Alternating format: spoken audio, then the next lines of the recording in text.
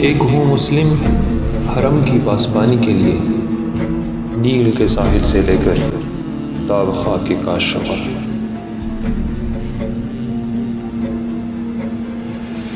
یہ ایک شمع ہے جو خود بخود جلنے لگا ہے۔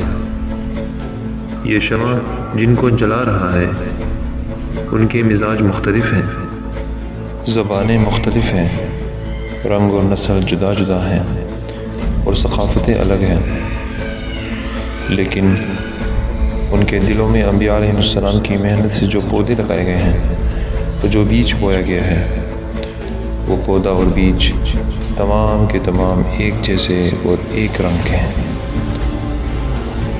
آپ دیکھتے نہیں کہ یہ سب اللہ کو اکیلا جہانوں کا رب مانتے ہیں، جناب محمد رسول اللہ صلی اللہ علیہ وسلم کو خدا کا آخری پیغمبر تسلیم کرتے ہیں، آخرت کے دن پر یقین رکھتے ہیں اور اس دن کی تیاری کے لیے اپنے اعمال کو بہتر سے بہتر بنانے کی کوشش کرتے ہیں۔ پھر کیسے یہ سب الگ الگ ریاستی نظام کی شکل میں رہ سکتے ہیں؟ جب یہ سب ایک جسم کے مانند ہیں تو انتظامیہ ان کی الگ الگ کیسے ہو سکتی ہے؟ ان کا الگ الگ ریاستی نظام میں رہنا فطرت کے خلاف ہے، اور فطرت کے خلاف کوئی چیز زیادہ دیر تک چلا نہیں کرتی، بلکہ اگر خلاف فطرت چلیں گے تو اس کا نقصان ان کو خود بھی ہوگا اور دنیا کے دوسرے انسانوں کو بھی ہوگا۔ مسلمانوں کی مختلف قومیں مختلف ستاروں کی ایک لکیر کے مانند ہیں۔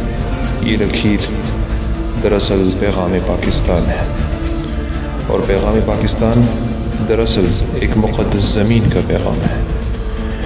مدین کی وادی سے لے کر دنیا کے آخری کونے تک تمام مقدس مقامات کی تقدس کی حفاظت ہو، یا تمام انسانوں کو دنیا اور آخرت میں نفع پہنچانے کی خدمت ہو، یہ سب مسلمانوں کی متحدہ ریاست کے ذمہ ہے۔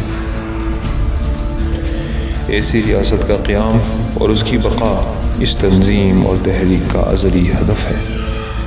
اللہ تعالی ہمیں وہ دن دیکھنے کو نصیب فرمائے جب ایسی ریاست قائم ہو گئی ہو اور ساری دنیا کے انسان اس سے فائدہ اٹھا رہے ہیں۔ آمین۔